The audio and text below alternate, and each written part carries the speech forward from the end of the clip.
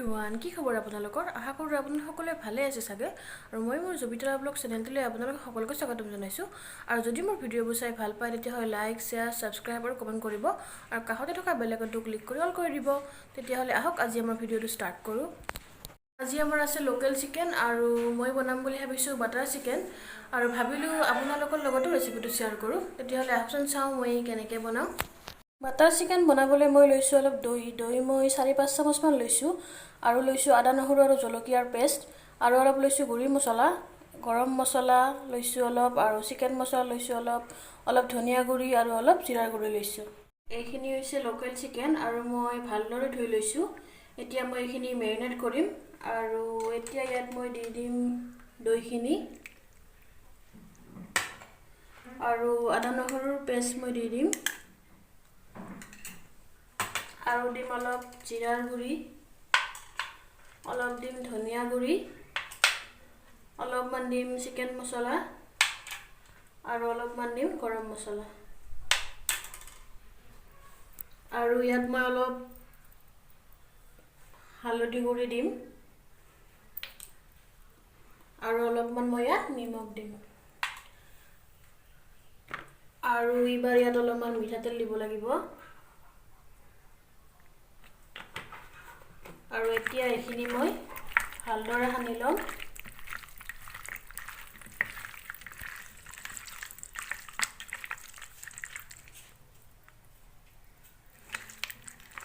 এতিয়া মোৰ এইখিনি সনা হৈ গ'ল আৰু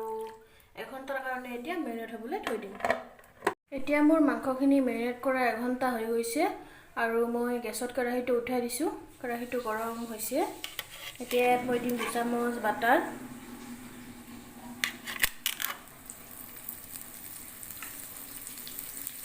আৰু দিম অলপ তেল এইখিনি অলপ গৰম হ'ব লাগিব এয়া মোৰ তেলখিনি গৰম হৈ গৈছে এতিয়া ইয়াত মই চিকেনখিনি দি দিম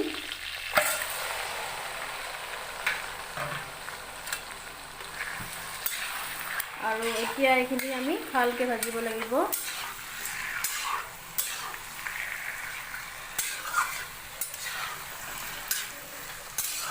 এতিয়া মোৰ এইখিনি ভজা হৈ গৈছে মই প্ৰায় 10 মিনিট মানে ভাজিলোঁ আৰু এতিয়া মই এইখিনি প্লেট এখনত নমাই ল'ম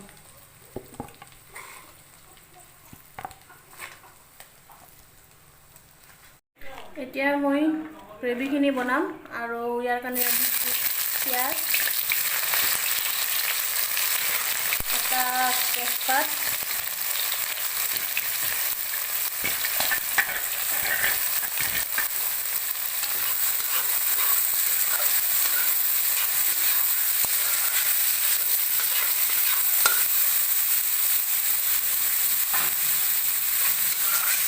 আৰু এতিয়া দিম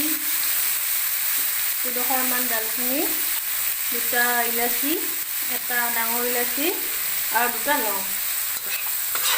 আৰু এতিয়া এইখিনি মই ৰঙচুৱা পৰালে ভাজি থাকিম এতিয়া মোৰ পিঁয়াজখিনি ভজা হৈ গৈছে আৰু এতিয়া ইয়াত মই অলপ দিম হালধি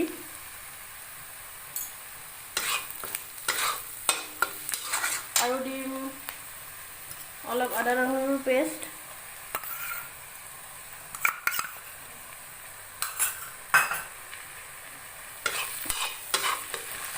আৰু দিম ইয়াত বিলাহী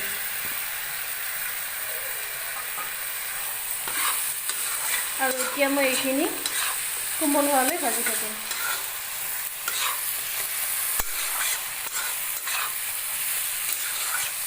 এতিয়া মোৰ বিলাহীখিনি কোমল হৈ গৈছে আৰু ইয়াত দিম মই এতিয়া কাজুৰ পেষ্টখিনি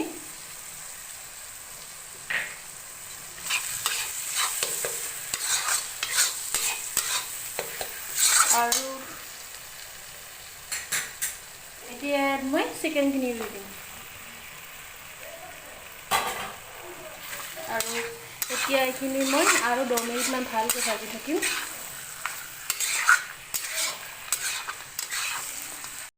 এতিয়া এইখিনি মোৰ ভজা হৈ গৈছে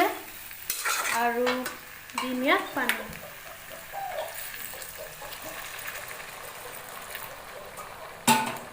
আৰু এতিয়া এইখিনি মই অলপ উতলিবলৈ দি